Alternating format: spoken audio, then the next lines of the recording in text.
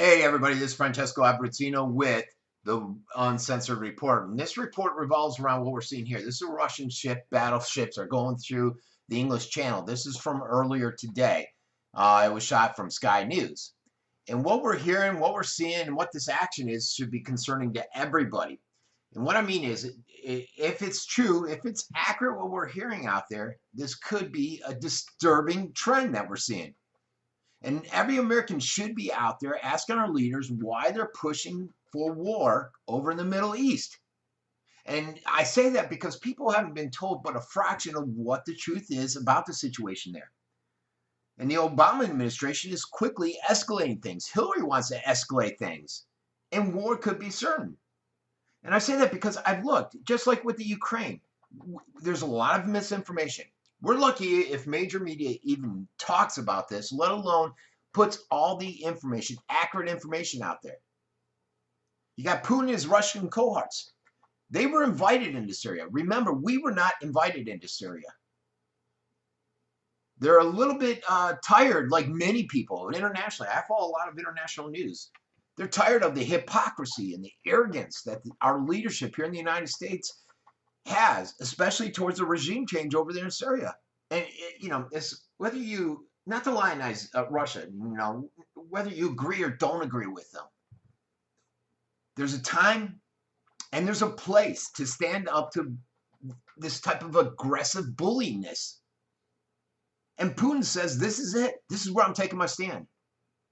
We're standing by our Assad regime, our allies, and even Iran.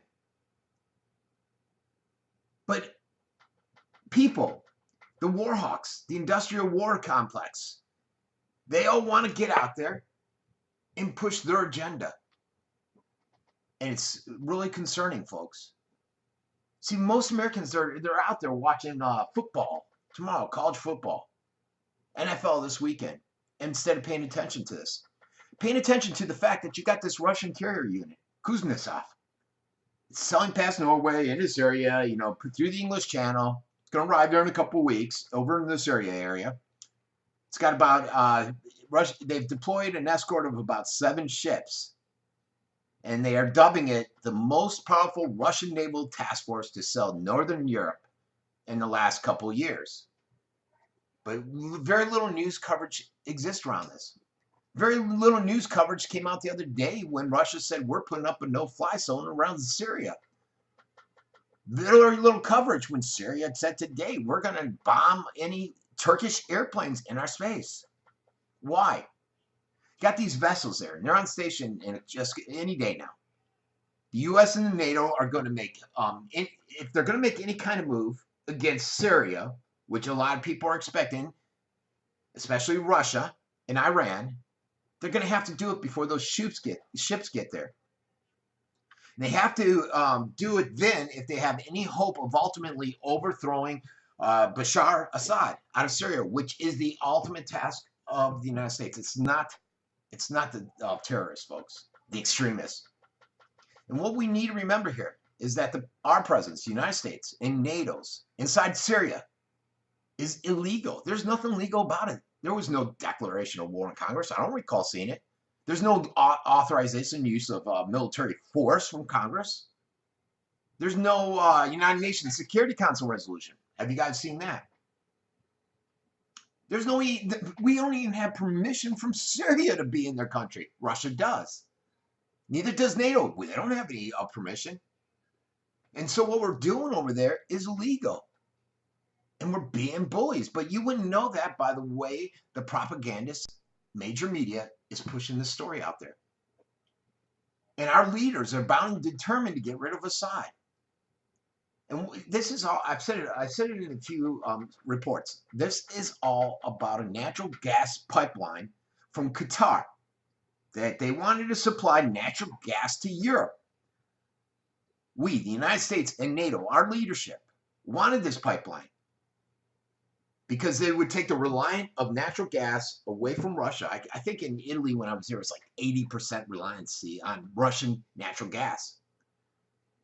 And when you do that, you take away Russia's power, influence in Europe. And that was the ultimate goal. And when Qatar proposed this, back in around 2011, Assad, Syrian's president, he said no. And that's when all this nonsense started. When you started seeing all these freedom fighters from Saudi Arabia, Qatar, Bahrain, Sunni Muslim countries, they all started flying into there, arriving in to help the Syrian people, they said, against this oppressive regime of Bashar Assad. And Russia's made it clear that anyone who attacks Syria or attacks that government will be engaged in by the Russian military forces, which are operating in Syria. And here's the key word: operating in Syria at the request of the Syrian government with permission, something we do not have in the United States or NATO. And so these lines are all drawn out. Yeah, yes, and NATO, if they attack Syria, will it start a war? And a lot of people are really concerned that this may be a trigger for World War III. Things like that, things like the cyber war. Do you think our internet, this hack, is just coincidental that it happened? There's a lot of stuff going around us, folks. And you need to wake up. You need to pull yourselves away from the TV.